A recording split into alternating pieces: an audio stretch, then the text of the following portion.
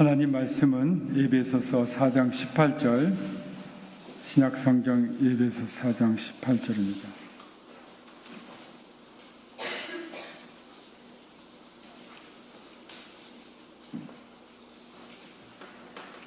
한 목소리로 같이 읽겠습니다. 그들의 총명이 어두워지고 그들 가운데 있는 무지함과 그들의 마음이 굳어짐으로 말미암아 하나님의 생명에서 떠나 있도다. 아멘. 지난주에 이어서 계속해서 루터의 교리문답을 해설한 그 슈페너의 교리문답 해설을 하나씩 배우겠습니다. 혹시 지난주 1번, 오늘 2번으로 나가잖아요. 지난주 1번 생각이 나세요? 무슨 내용이 있는지? 어떤 내용이었습니까?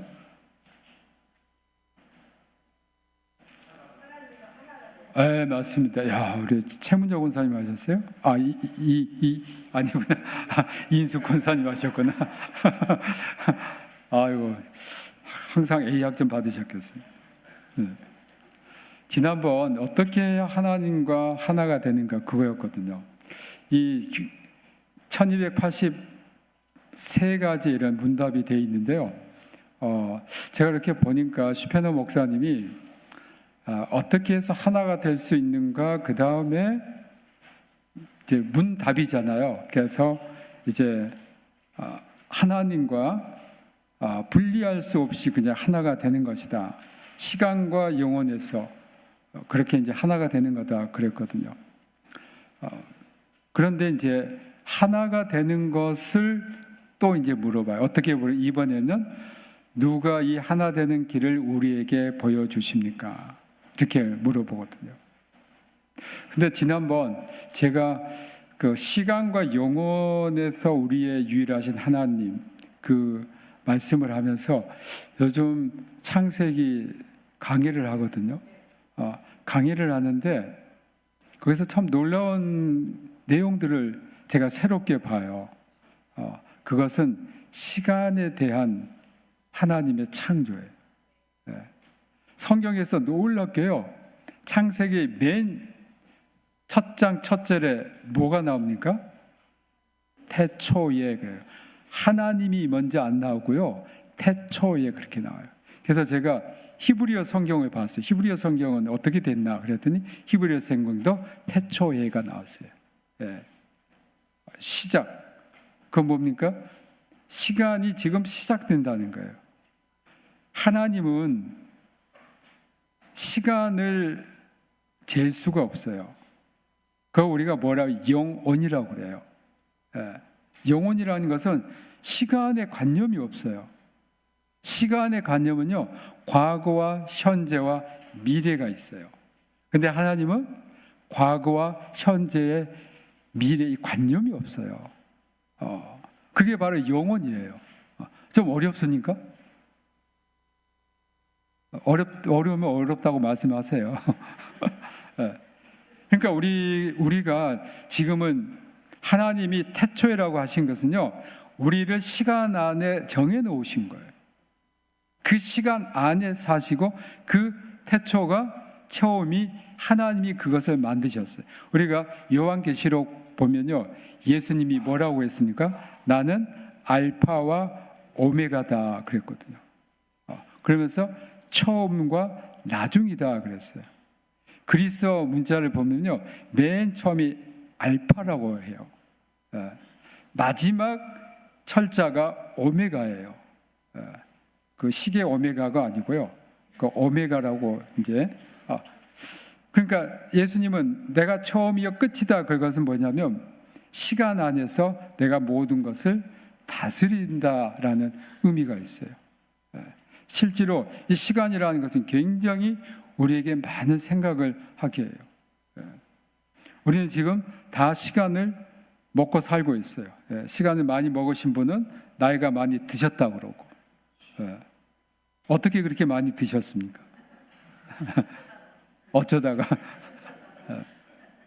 자, 이 영혼에 계신 하나님, 시간 안에 우리에게 역사한 하나님과 우리가 이제 하나가 되는데, 이 하나 되는 길을 우리에게 누가 보여주시냐 이거예요. 그것은 우리 다 같이 한번 읽어봅시다. 시작. 모든 인간을 부패하게 하고 영적인 일에 완전히 소경이요 불확실성인 우리 이성이 아니고 하나님의 거룩한 계시된 말씀입니다.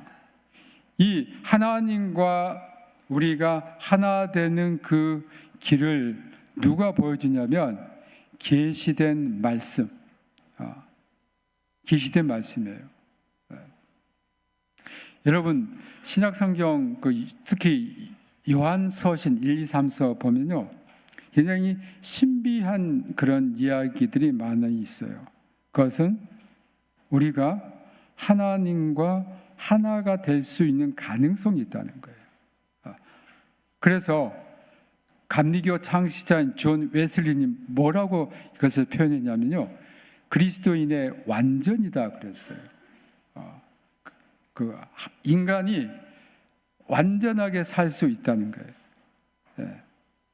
제가 다음 시간부터는요 위에서 앉고 밑에서 칠판 가지고 해야 되겠어요. 그래야 좀 좋을 것 같아요. 그래서 제가 뭐 쓰고 설명을 하는 게 좋을 것 같아요. 여기서 오니까 제가 약간 좀 답답하다는 느낌이 들어요. 말려 하니까 다음부터는 제가 칠판 쓰면서 말씀드리겠습니다.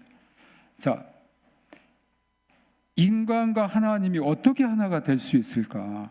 그냥 신비하잖아요. 인간은 죄된 몸이고 하나님은 신이고 우리가 도저히 가까이 할 수 없는 분인데 어떻게 하나가 될 수 있을까? 굉장히 신비해요. 여러분 혹시 그런 마음을 안 가져보셨어요? 내가 어떻게 하나님과 하나가 될 수 있을까? 네. 사도 바울이 그랬잖아요. 내가 주 안에, 주님이 내 안에. 그렇잖아요. 이 정도 우리가 좀 이런 경지에 들어가고 싶은 생각 안 해보셨어요? 내가 주 안에, 주님이 내 안에. 내가 주님이 되고 주님이 내가 되고. 전 사실 그런 것들을 참 원하는데 진짜 안 되더라고요. 아직도 좀 득도가 안 됐나 봐요.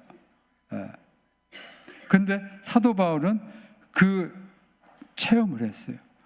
내가 주 안에, 주가 내 안에.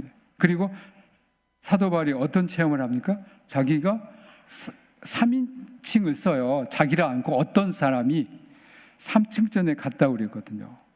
그건 뭐냐면 이 우주 위에 하늘이 있다는데 그건 바로 천국에 갔다는 거예요. 내가 어디 있는지 나도 잘 모르지만 거기 갔다 그랬어요. 그건 사도 바울이 자기의 경험을, 체험을 그렇게 3인칭 합법으로 쓰는 거예요. 굉장히 놀라운 그런 체험이죠. 여러분 가운데 그런 체험을 하시는 분이 있기를 주님의 이름으로 축복합니다. 그런데 어떻게 해야 되냐면 말씀 안에서 해야 돼요. 그리고 너무 신비한 거 너무 찾지 마세요. 왜냐하면 그렇게 찾다가 잘못 가는 수가 있어요. 왜냐하면 영적인 세계에서는 단계가 있습니다. 그런데 그 높은 단계를 자꾸 하다가 보면 낮은 이 기초 단계가 준비되지 않는데 그걸 하면요 우리가 영적으로 유혹을 받아서요 잘못될 수가 있어요. 그래서 일단은 우리가 말씀 안에서 살아야 돼요. 제가 요즘 새롭게 연습 훈련하는 게 있어요. 그건 뭐냐면 영적인 기도를 어떻게 할까? 내 혼이나 내 어떤 지적인 이게 아니고 나도 모르게 내 영과 하나님의 영이 교류하는 그런 어떤 기도를 어떻게 할까? 그리고 자기 전에 계속 그런 생각을 하고 기도를 해요. 근데 잘 안 되는데 언젠가는 가능하게 되지 않을까 그런 생각을 해요. 이런 기도를 어디에서 했냐면 중세 시대에 수도원에서요, 수도사들이 했어요. 마틴 루터도 이 기도 훈련을 수도사니까 했던 거예요. 그래서 굉장히 기도에 깊이가 있는 사람이 바로 마틴 루터였어요. 루터가 기도에 대해서 많은 글을 썼는데요. 그가 했던 유명한 말이 있어요. 나는 바쁠수록 더 기도한다 그랬어요. 우리가 세상의 일에 얽매이다 보면 하나님을 잊을 수도 있고 하나님과의 교류가 끊어질 수가 있어요. 그래서 우리가 하나님과의 교류가 점점 깊어지기 위해서는 기도의 삶을 살아야 돼요. 그런데 사도 바울이 뭐라고 그랬습니까? 무시로 성령 안에서 기도하고 그래요. 무시는 시간이 정해지지 않았다는 거예요. 그 사도 바울은 이 기도의 훈련이 엄청 됐기 때문에 그냥 걸어가면서도 기도가 되고 자면서도 기도가 되고 생활하면서도 기도가 되는 거예요. 여러분들이 그런 지금 저는 우리 교인 성도님들이 그런 훈련을 받기를 원합니다. 그 훈련의 첫 번째는 뭐냐면요. 우리가 항상 하나님이 우리에게 무슨 말씀을 하시는지 듣는 마음이 중요해요. 여러분들이 그 훈련을 매일 좀 해보세요. 하나님, 저에게 무엇을 원하세요? 그리고 하나님께서 어떤 일을 해야 될 때 바로 여러분 생각대로 하려고 하지 마시고 하나님 이 일을 할까요? 물어보세요. 하나님 이 일을 할까요? 말까요? 기다리세요. 그러면 하나님께서 여러분의 마음에 뭔가를 줄 거예요. 막 빛이 번쩍번쩍하고 그런 거 아니에요. 하나님과 우리의 그 교류는요, 우리의 마음과 성령님이 교류하는 거예요. 우리 안에는 영이라는 게 있잖아요. 우리 영 안에서 성령님께서 우리와 교류하기를 계세요. 그런데 이게 세상 것으로 가득 차 있어 버리면 교류를 할 수가 없어요. 그래서 먼저 우리가 첫 번째 훈련하는 것은 자꾸 우리의 생각을 하나님 이걸 하려는데 어떻게 할까요? 하나님 알려주세요. 기다리는 거예요. 여러분들이 기도를 하실 때도요, 새벽 기도 하시고 금방 가지 마시고 하나님에게 시간을 좀 드리세요. 우리 기도는요 되게 모놀로그예요. 우리만 일방적으로 이렇게 돼. 하나님 이거 주시오 저거 주시오 막 하다가 딱 끝나고 아유 알았습니다 하고 딱 나가요. 기도는요 다이얼로그예요. 다이얼로그란 DI 그것은요 라틴어의 두오에서 왔어요. 두오는 이라는 뜻이에요. 로그는 로고스 말이라는 뜻이거든요. 두 사람이 말하는 것이 다이얼로그예요. 영어로. 그러니까 두오 로고스가 되는 거예요. 하나님이 말하고 우리가 말하고 이 교류가 있어야 돼요. 그런데 많은 성도들이 자기 말만 하고 후딱 가버려요. 하나님께서 야 좀 기다려라. 내 소리도 좀 목소리로 들어야지. 그거 우리가 놓치고 있어요. 그래서 여러분들이 기도하고 난 다음에 잠시 묵상의 시간을 가지세요. 하나님 이렇게 기도했는데 하나님 어떻게 답을 하실 거예요? 하나님 어떻게 하실 거예요? 말씀해 주세요. 정말 여러분들이 기도할 때요 아내와 이야기하듯이 또 남편과 이야기하듯이 그렇게 하세요. 저는 그렇게 많이 기도해요. 혼자 할 때. 하나님 안녕하세요. 저는 이렇게 하는데 이렇게 하는데 어떻게 해야 될까요? 그거 기다리는 거예요. 우리는 기도를 굉장히 미사역으로 해야 된다고 생각하지만요 하나님과 나와의 대화예요. 하나님 어떻게 해야 될까요? 가르쳐 주세요. 말씀해 주세요. 그렇게 기도하는 거예요. 그러면 기도가 굉장히 쉬워져요. 재밌어요. 나와 하나님과 이야기할 수 있는 시간이 되는 거예요. 통화료도 없어요. 여러분 핸드폰하면 통화료가 적고요. 돈이 들죠. 하나님과 통화는요 진짜 5G보다 훨씬 좋아요. 정말 우리는 하나님과 통화할 수 있는 그 특권을 여러분들에게 주신 줄로 믿습니다. 이 특권을 가지고 계시는 왜 안 하세요? 네, 해야죠. 예, 우리 이정선 집사님 혼자 합니다 했어요. 예, 특권을 사용하세요. 예. 오늘 제가 여러분들에게 누가복음 10장 19절 내가 너희에게 뱀과 정갈을 밟으며 원수의 모든 능력을 제할 권능을 주었으니 너를 해칠 자가 결코 없으리라 했잖아요. 이 특권을 주님께서 주신 줄 믿습니다. 예. 이러한 특권을 하나님이 우리에게 주셨어요. 그래서 여러분들이 하나님과 하나 되는 길이 어디 있냐면 성경에 있어요. 과거에 훌륭한 수도사들은요 기도를 할 때에 성경 말씀으로 기도를 했어요. 이것을 영어로 meditation이라고 합니다. 메디타치요. 그것은 하나님의 말씀을 그냥 읽는 것이 아니고 수없이 반복해서 생각하는 거예요.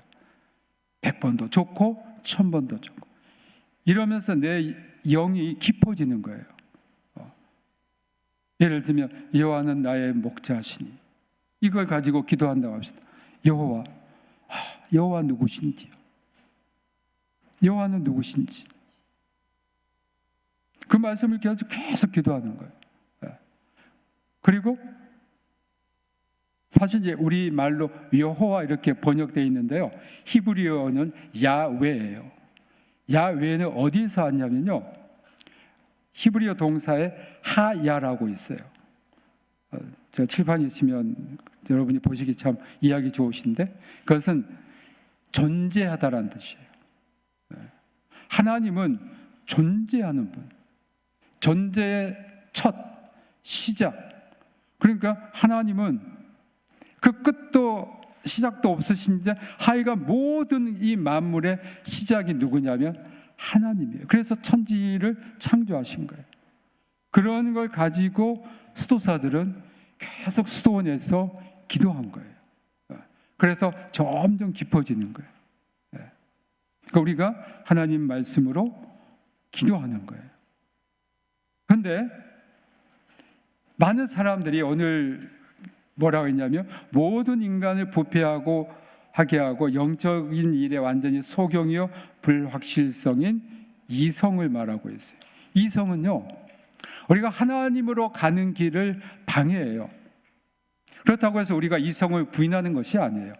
이성의 역할이 있어요. 그것은 우리에게 사고를 하게 하는 그런 역할을 해줘요. 중요한 거예요. 그러나 영적인 일에 있어서 모든 것을 이성의 잣대로 되면요 여러분 하나님 말씀을 믿을 수가 없어요. 예를 들면 예수님께서 동정녀 마리아에서 태어났다. 이성으로는 인정이 됩니까? 안 됩니까? 안 되죠. 그것은 이성으로 푸는 게 아니에요. 이것은 하나님의 말씀 그리고 우리가 믿음으로 푸는 거예요. 그래서 유명한 그 말이 있어요.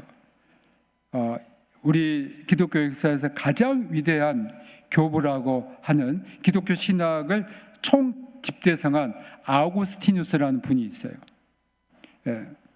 4세기에서 5세기 사셨던 분인데 이분이 뭐라고 하냐면 나는 알기 위해서 믿는다라고 했어요. 안다는 것은 이성의 영역이에요. 믿는다는 것은 신앙의 영역이에요. 그런데 나는 알기 위해서 믿는다 이 뜻은 뭐냐면요 내가 믿으니 알게 되더라 이거예요. 믿으면 알게 돼요. 그러나 믿지 않으면 어떻게 할 수가 없어요. 그것을 머리에 집어넣는다고 되는 게 아니에요. 이것은 우리가 믿음으로 받아들이는 거예요. 이 세상에는요, 이성으로 판단할 수 없는 굉장한 신비한 일도 많고요, 기이한 일이 많이 있어요. 그렇기 때문에 우리가 예수 그리스도가 이 땅에 오셨다, 동정녀 마리아의 몸에서 탄생하셨다, 이걸 믿는 거예요. 그리고 이것을 기록한 성경이 참인 것을 믿는 거예요. 이게 바로 우리 신앙이고, 이 말씀이 우리가 하나님과 하나가 되는, 이건 이제 신학적인 용어로 신비한 합일이다 이렇게 이야기해요. 정말 하나가 되는 거예요. 이런 것들이 일어날 수가 있어요. 그래서 오늘 성경 읽은 에베소 4장 18절, 이 이성에 의존하는 사람은 총명이 어두워지고 그들 가운데 있는 무지함, 그들의 마음이 굳어짐으로 말미암아 하나님의 생명에서 떠나 있는 거예요. 그러니까 우리가 신앙 생활을 할 때에, 물론 우리가 세상 사는데 이성은 굉장히 중요합니다.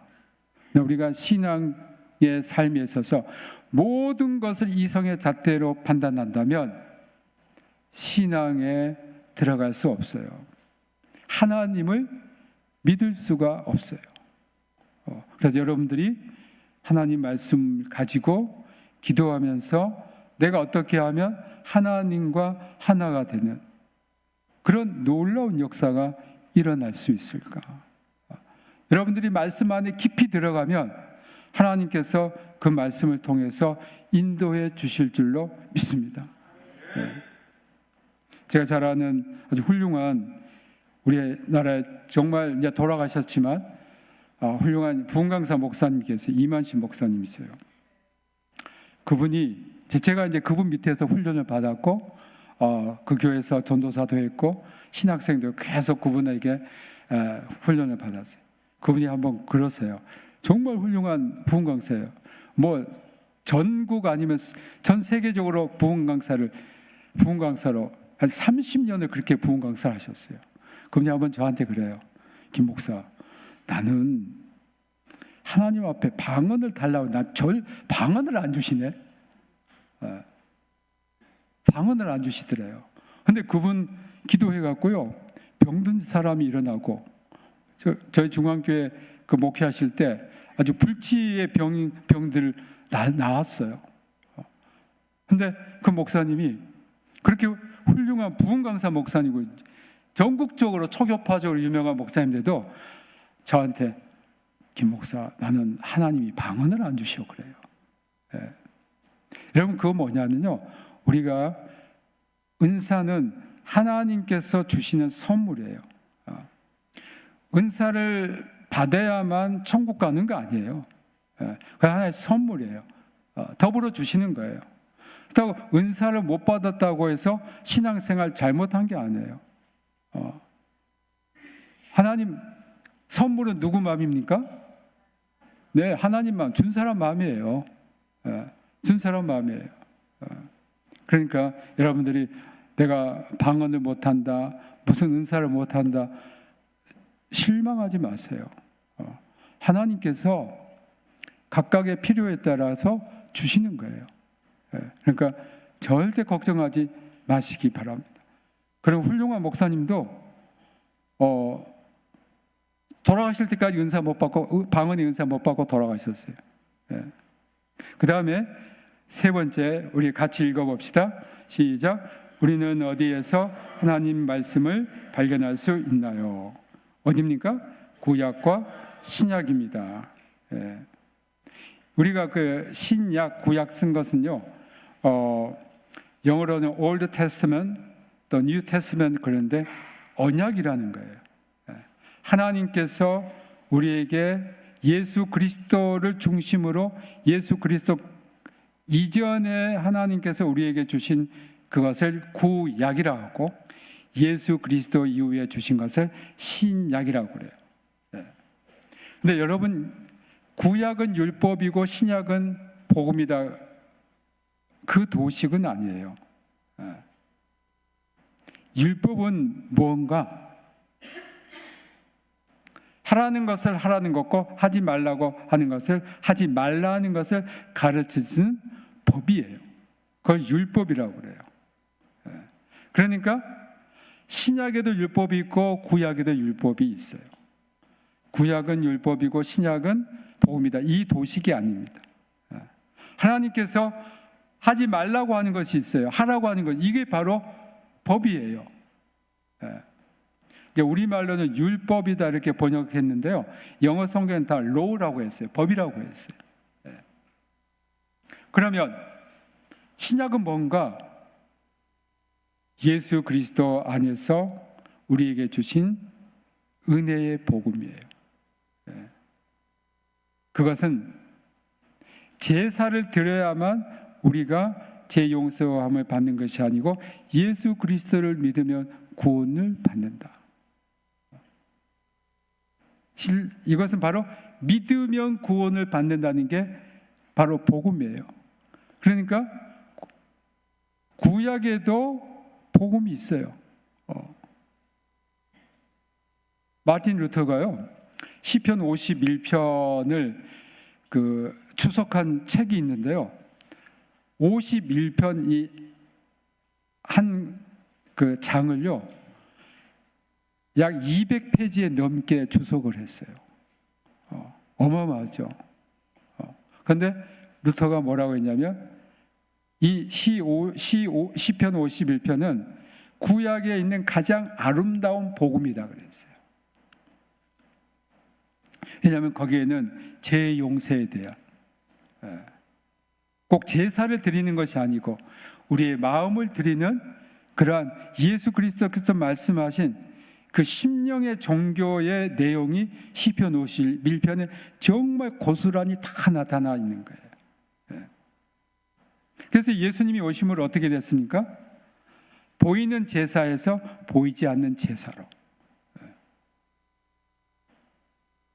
또 더 이상 짐승의 피를 통해서 우리가 제사함을 받는 게 아니고 예수 그리스도께서 단번에 한 번에 피를 흘리심으로 이 모든 인류에게, 그를 믿는 자들에게는 제사하지 않아도 용서함을 받는 그 은총을 주셨어요.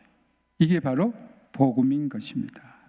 자, 네 번째, 한번 같이 읽어봅시다. 성경이 참으로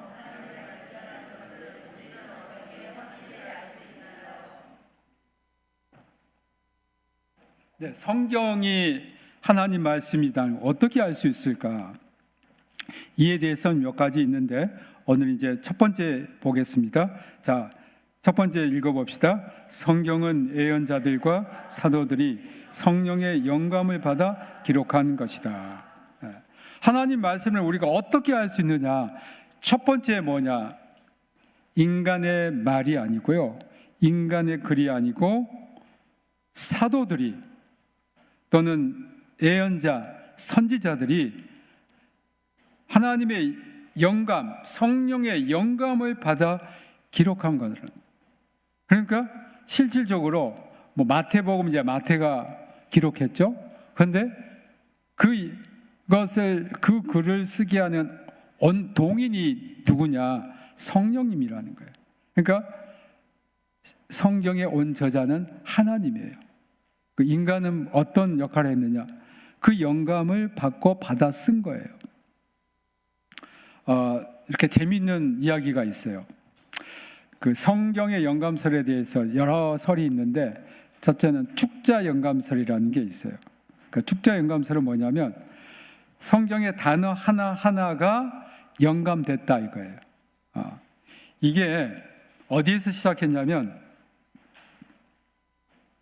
16세기에 루터교에서 시작돼요.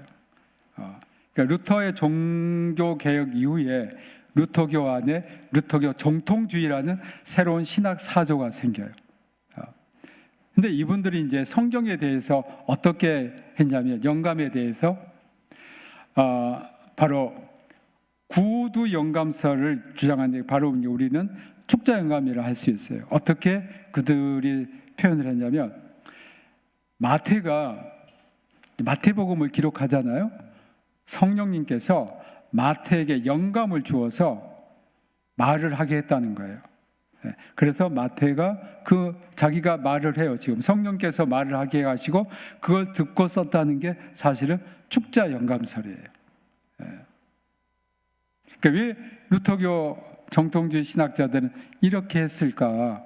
모든 그 사건은요, 원인이 있어요.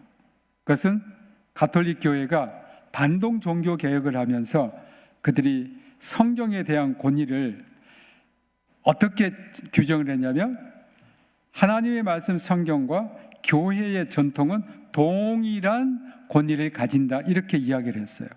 그러니까 루터교 학자들이 아니다, 하나님의 말씀의 위에 있고 교회의 전통이 밑에 있다, 이걸 강조하기 위해서 그렇게 축자 영감설을 주장한 겁니다. 이 축자 영감설은 지금도 장로교의 아주 보수적인 교단에서는 주장을 합니다. 또 하나는 전체 영감설입니다. 왜냐하면 성경에는요, 꼭 하나님 말씀만 있는 게 아니고, 욥기 보면 누가 나옵니까? 마귀 말도 나오잖아요. 그렇죠? 마귀가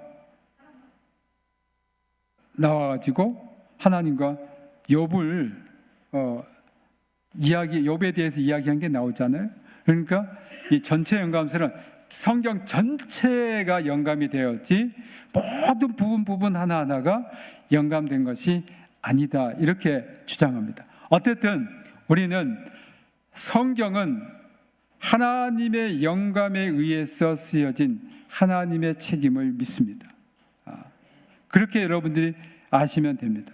그래서 디모데후서 3장 16절 17절 우리 같이 읽겠습니다.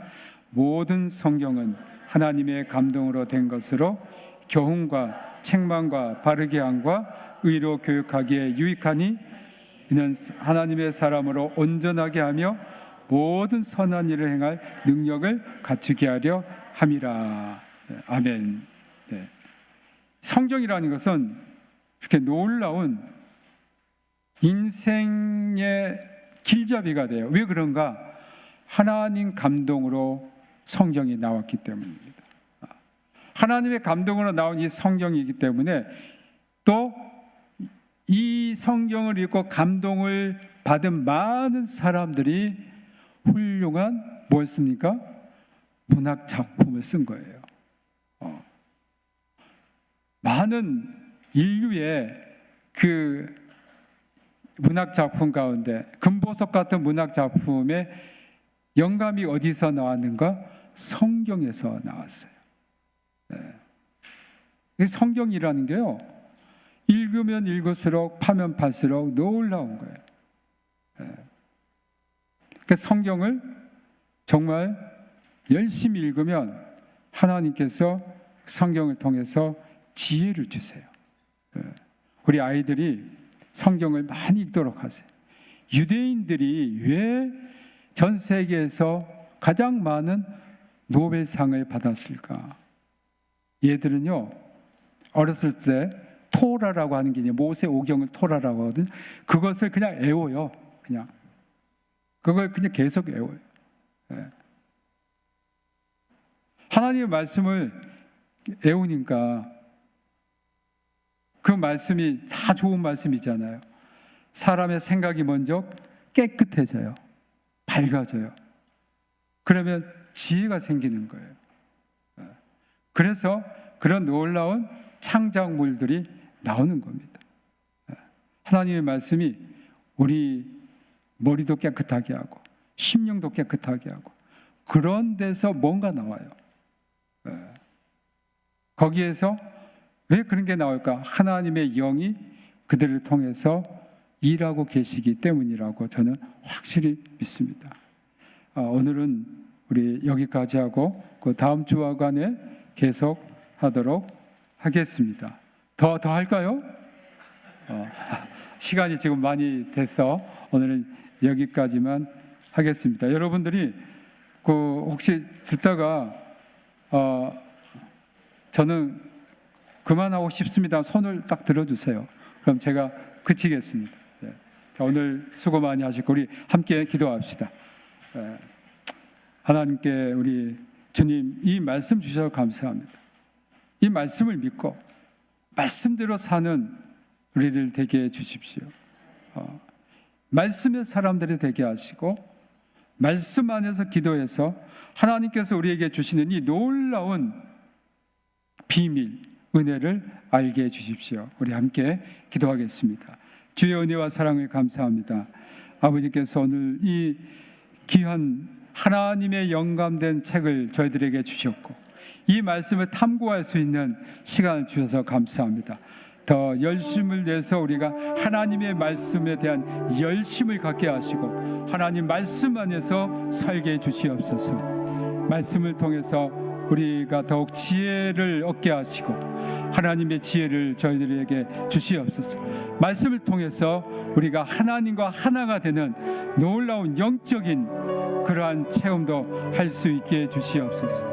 하나님의 말씀을 통해서 우리의 몸과 마음이 치유되게 하여 주시옵소서. 하나님의 말씀을 통해서 우리 자녀들이 지혜를 얻고 하나님의 길을 가게 해 주시옵소서. 말씀을 사랑하는 자가 되게 하시고 아버지 주야로 주님의 말씀을 생각하게 하시고 하나님의 말씀을 우리 심령판에 새기는 저희들 되게 하여 주시옵소서. 주 예수 그리스도의 이름으로 기도하옵나이다. 아멘. 예수 그리스도의 은혜와 아버지 하나님 크신 사랑하심과 성령님의 감화 감동하심이 이 귀한 생명의 말씀대로 살며 그 말씀에 감추인 깊은 그 보화를 알고자 하는 우리 모든 성도들과 그들의 자녀들과 권속과 또 우리 평택대학교회와 평택대학교 피어성기념학원 이 나라 이민족과 믿음의 형제 자매들 북한에서 고난당하는 하나님의 귀한 자녀들에게 지금부터 영원토록 함께하기를 축원하옵나이다. 아멘.